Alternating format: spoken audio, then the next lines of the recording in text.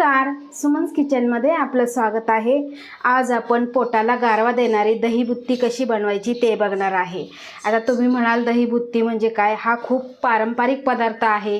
आजी आई ह्या नेहमी बनवत असायच्या। ज्यावेळेस उन्हाळा लागायचा त्यावेळेस ही दहीबुत्ती बनवायच्या। तर आज ती दहीबुत्ती कशी बनवायची ते आपण बघणार आहे। खूप सोपी आहे। तर बघा, इथे एक वाटी भरून मी तांदूळ घेतलेला आहे। तुम्ही कोणताही तांदूळ घेऊ शकता। आता हा तांदूळ आपल्याला स्वच्छ करून घेतलेला आहे। 2 ते 3 पाण्याने आपल्याला स्वच्छ धुवून घ्यायचा आहे। आता आपण हा स्वच्छ धुवून घेऊ। तर इथे तांदूळ आपण स्वच्छ 2-3 पाण्याने धुवून घेतलेला आहे। आता ज्या वाटीने आपण तांदूळ घेतला त्याच वाटीने आपल्याला 3 वाटी पाणी घालायचं आहे आणि मऊ असा भात आपल्याला शिजवून घ्यायचा आहे। यामध्ये आपल्याला मीठ घालायचं नाही, आपण मीठ नंतर घालणार आहोत।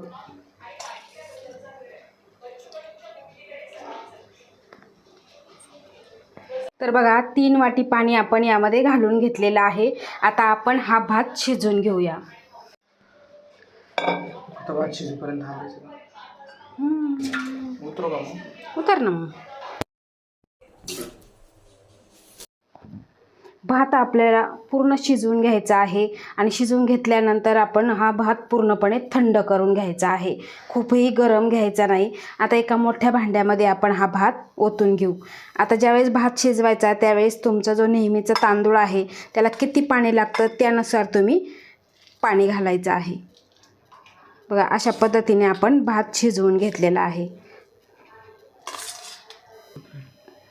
तर बघा, भात ह्या बाउलमध्ये काढून घेतलेला आहे आणि हलकासा मॅश करून घ्यायचा आहे।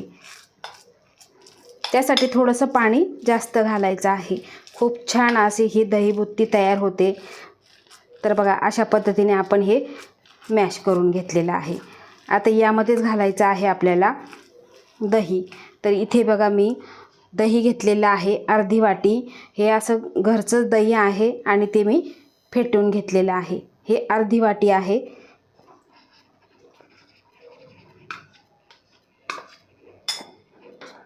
आता यामध्येच घालायचं आहे आपल्याला 3 ते 4 चमचे दूध। त्यानंतर घालायचं आहे 1 चमचा साखर। चवीपुरतं मीठ घालायचं। आपण भातामध्ये मीठ घातलेलं नव्हतं।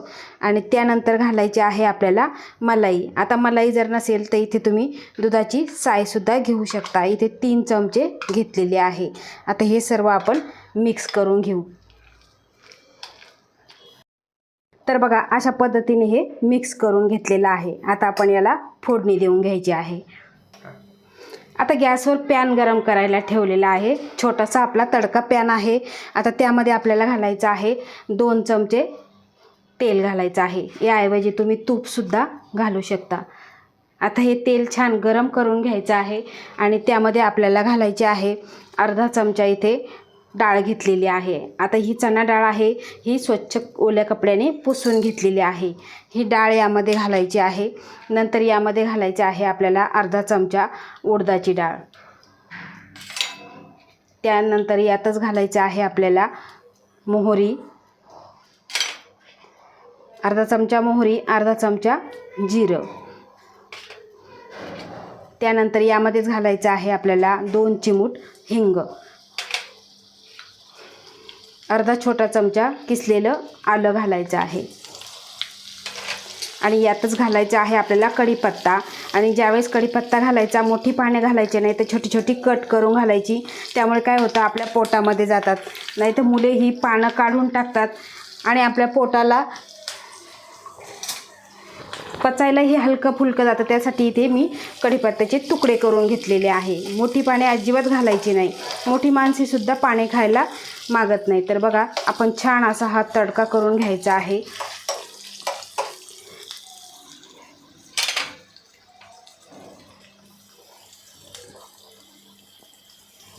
बघा, सर्व फोडणी आपली खरपूस अशी झालेली आहे आणि यामध्ये घालायचे आहे आपल्याला 2 मिरच्या कट केलेल्या।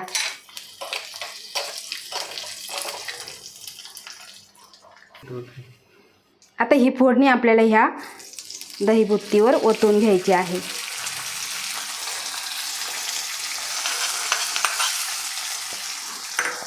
सुरसुरीत छान अशी ही फोडणी बसली की खूप छान अशी ही आपली दहीबुत्ती चवीला लागते.